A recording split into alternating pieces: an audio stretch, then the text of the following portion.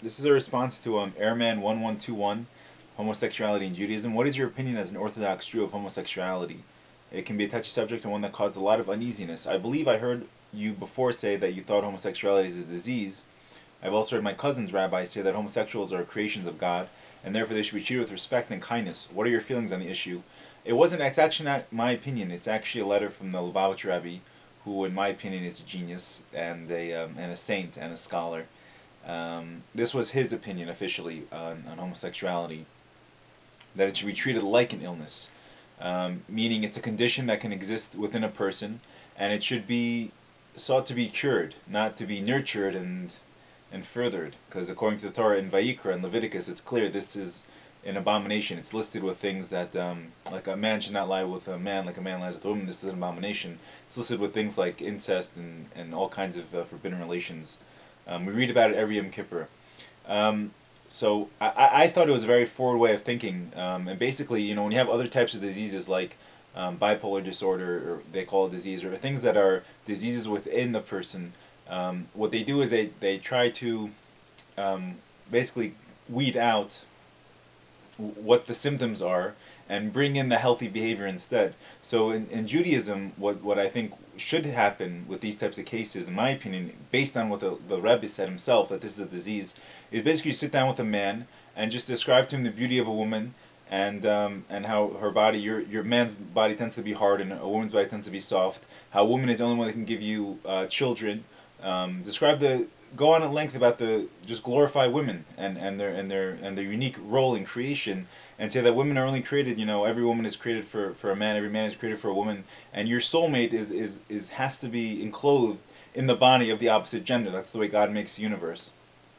And I think if you would approach it in this way, and I don't know, it would take an actual rabbi, which I am not, to make the therapy to the point of maybe even I don't know on what kind of level you could engage in physically looking at women. Even that's a forbidden thing. But if it's a disease and the man's going to live his life with his homosexual tendencies and actually acting on them, which is a severe transgression, it would take a rabbi to say, but what's really the harm in letting him go out and at least look at a woman and being described the beauty of a woman and the female body, things like this. That's my take on it.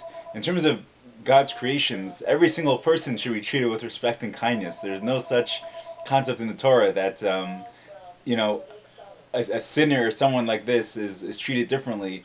We're all God's children, and we all have the divinity within us, and we all have divinity in our lives and governing us and coming out of us. I mean, we're all godly creations. No one should be treated differently because of their level of observance, because of a certain transgression they fall to. But definitely in Judaism, Orthodox Judaism, based on this letter from the Rebbe, I wouldn't nurture this, and I wouldn't, like America's done, make it institutionalized and things like this. But this is just the Torah's way of letting you know what's going to be healthy and right for you, and that's my opinion. I'm not going to leave comments open to this. I'll take another question like this, but I got a lot of attacks basically based off this opinion. But if you just look at genetically the way the man body is made, the man's body and the woman's body, the parts just fit right. The way it's almost, when I first read it from Vayikra, I thought I need the Torah to tell me that's like one of those things that tells you that the camel's not kosher. Like I had this big instinct to go and eat a camel. Like it looks so delicious. I don't need to tell me it's good. It's not kosher. I wasn't gonna eat it anyway. Same with you know, the spider. I can't eat the spider. Okay, I don't feel like I'm losing out on my life. With homosexuality, I didn't think the Torah had to come and tell you that this was a thing. But when they were leaving Egypt, and I guess for all time, these people were around, and for the Jew, God says in the Torah, this is not for you. And I think it even carries over for the non-Jew also, that it's just the way the body is made, the reproductive organs of the man and the reproductive organs of the women, they just fit into each other. And they just kind of match up in a way that two men will never experience and two women will never experience. The void of woman, the way women can fill it, I'm not really sure. And a man, you know, I don't know exactly what the substitute there is, but anyway, so that's my opinion. I hope this helps.